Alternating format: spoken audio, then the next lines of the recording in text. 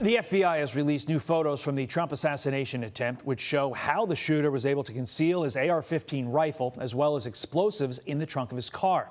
They also revealed more of the suspect's internet searches leading up to the rally, including when is the DNC and RNC, how far was Oswald from Kennedy, where will Trump speak from, Butler Farm Show podium, and weather in Butler. Jonathan Gilliam is a former FBI special agent and Navy SEAL, and he joins me now. Jonathan, what stands out to you from this latest release of information from the FBI?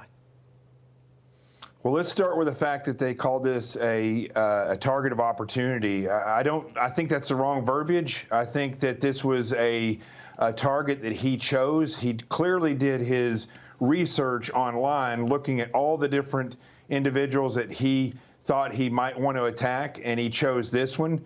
He did a surveillance. He did a surveillance online, looking at the location. He was there with a drone before the event occurred, and he somehow picked the exact fatal funnel and avenue of approach that the Secret Service failed to secure. He didn't shoot from the trees. He didn't go into the crowd that were behind the fence that was not secured and just shoot from there. He went up to this rooftop that the Secret Service failed to secure.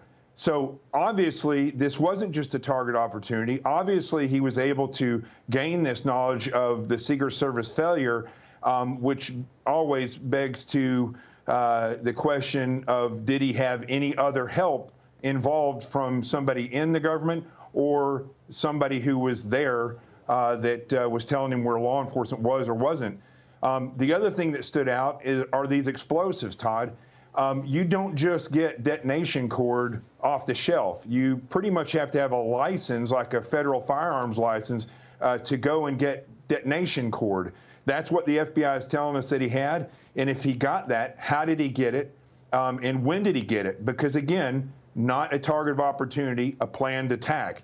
And the other thing is, when you look at the verbiage that the FBI uses in this press release, they also bring up the fact that there was, quote unquote, white supremacy on at least one of the chat rooms that he was in. Right.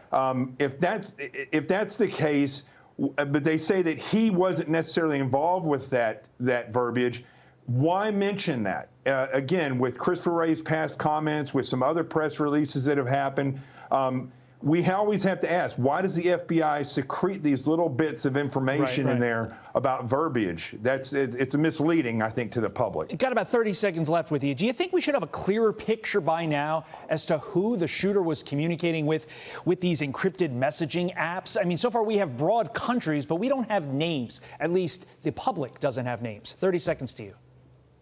We should have at least some type of understanding, especially when we're looking at the type of explosives that he used and the way they were made. Where did he learn that? These explosives have footprints. So certain people make certain type of bombs. What does that reflect in his bombs that he made? And also on the phones, he had 2 phones, which means that he was communicating. He wanted to keep certain things secret. Why aren't we knowing these things? And again, why is the verbiage that the FBI using making it look like he's just somebody who just picked a target of opportunity, just showed up there? None of the evidence that they're showing displays that possibility. It's also odd that he looked up the RNC and DNC. Really makes you question what kind of a motive we have here. A lot more questions continuously in this case 6 weeks after the attempted assassination of President Trump. Jonathan Gilliam, thank you for your insight. Appreciate it. I'm Steve Doocy. I'm Brian Kilmeade. And I'm Ainsley Earhart. And click here to subscribe to the Fox News YouTube page to catch our hottest interviews and most compelling analysis.